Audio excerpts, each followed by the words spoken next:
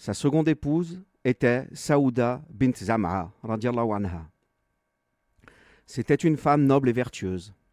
Elle épousa d'abord As-Sukran bint Amr, le frère de Souhair ibn Amr al-Amiri.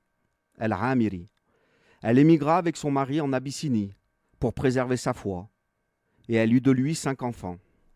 Après la mort de son mari, après la mort du mari de Saouda, Khawla bint Hakim vint voir le prophète sallallahu alayhi wa sallam et lui dit qu'elle voyait sur son visage les signes de la tristesse après la perte de Khadija.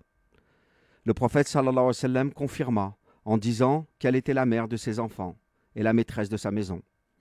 Khawla lui proposa alors de lui chercher une épouse, ce qu'il accepta, disant que les femmes étaient plus aptes à cela.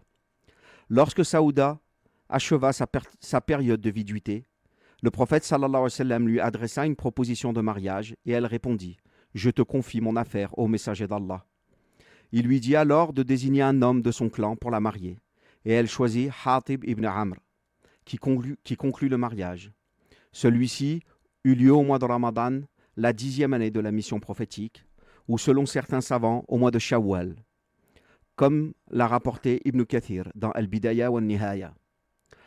Elle fut la première femme que le messager d'Allah sallallahu alayhi wa sallam épousa après Khadija.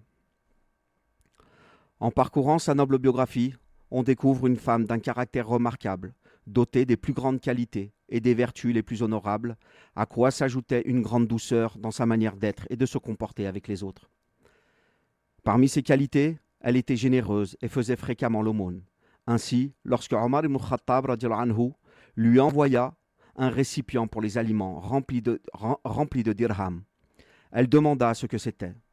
Lorsqu'on lui expliqua qu'il s'agissait de dirhams, elle demanda des dirhams dans un récipient comme celui des dattes, puis elle les répartit entre les nécessiteux. La maturité de Saouda apportait sérénité et stabilité à la maison du prophète sallallahu alayhi wa sallam, aidant à apaiser les tensions et à soutenir la mission prophétique. Même après l'arrivée des autres épouses, elle maintenait de bonnes relations avec chacune, développant parfois des liens fraternels profonds, notamment avec Aïcha radiallahu anha. Connue pour son humour et sa générosité, Saouda partageait volontiers ses biens avec les plus démunis, incarnant ainsi l'esprit de solidarité de l'islam.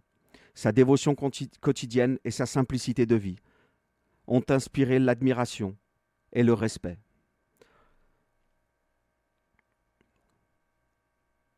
Selon le Sahih al-Bukhari, Saouda bin Zam'a offrit son jour et sa nuit à Aïcha radiallahu anha, cherchant ainsi à obtenir la satisfaction du messager d'Allah sallallahu alayhi wa sallam. Elle décéda sous le califat de Omar ibn Khattab selon l'opinion de la majorité.